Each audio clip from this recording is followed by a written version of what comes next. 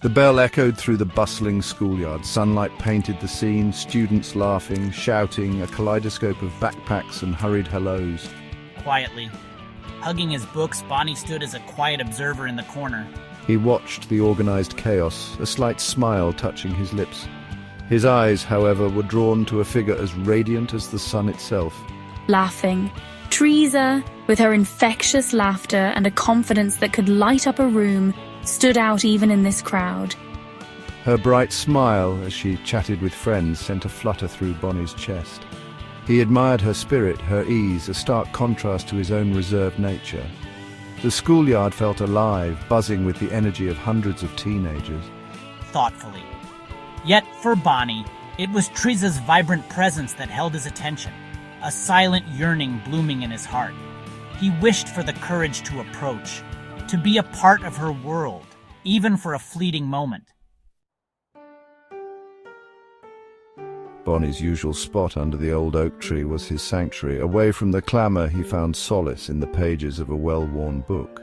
Softly, he preferred the company of fictional heroes and fantastical tales, a comfort zone where vulnerability didn't exist. But today, even the most captivating story couldn't hold his attention. His gaze drifted across the yard, drawn to Triza again. He observed her animated conversations, the way her laughter seemed to spread sunshine, the effortless charm in her every gesture.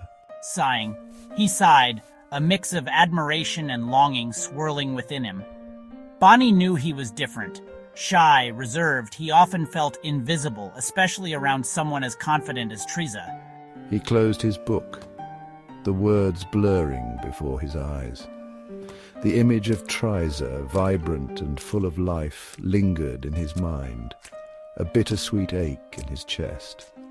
He yearned to connect, to know her, yet the thought of taking that first step felt like a mountain to climb.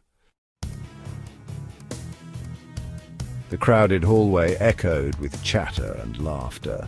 Bonnie navigated through the sea of faces, his heart pounding a frantic rhythm. Nervously, his eyes searched for Triza, a mix of anticipation and dread twisting his stomach. There she was, by the water fountain, laughing with her friends. Her presence radiated warmth, a beacon in the crowded hallway. Hesitant, Bonnie's steps faltered, his usual shyness threatening to overwhelm him. Encouragingly, "Go for it, man." Brian, his ever-supportive best friend, offered an encouraging grin. Brian, with his easygoing nature and a knack for striking up conversations, was the complete opposite of Bonnie. Clutching books, Bonnie hesitated, his hand instinctively clutching his books tighter. His heart hammered against his ribs, a drumbeat of fear and longing.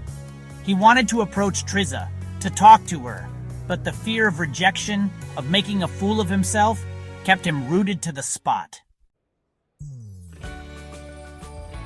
The history classroom buzzed with quiet anticipation. Sunlight streamed through the windows, casting warm rays on the rows of desks. Observing Bonnie sat near the back, his usual position, his gaze drawn to Triza a few rows ahead. Their eyes met briefly, and a spark of recognition flickered between them. Smiling, Triza smiled, a genuine friendly gesture that sent a warmth through Bonnie's entire being. Smiling back. His heart skipped a beat, and he found himself smiling back, a shy, hesitant curve of his lips. The history lesson, usually a monotonous drone, suddenly became interesting. Bonnie found himself engrossed, especially when Triza offered insightful comments, her voice filled with passion. Thoughtfully, he discovered a shared love for the past, a connection that transcended his shyness. During group work, their paths crossed again. Bonnie, his heart pounding, found himself paired with Triza. Assigning groups.